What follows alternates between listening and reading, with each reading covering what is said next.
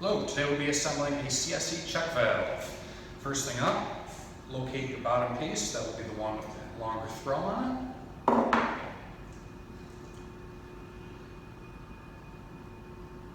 Place your gasket around the disc, like so. Make sure it's seated securely. After that, that will be sitting on the bottom. Next item up, spring. Place it like so. Apply a gasket. Apply this first. Oh, minus the gasket first. Like this.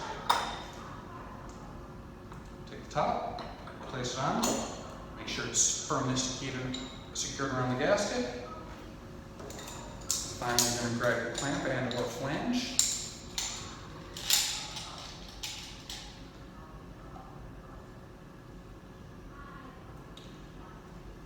Check for function. There's a fully assembled CSE check valve.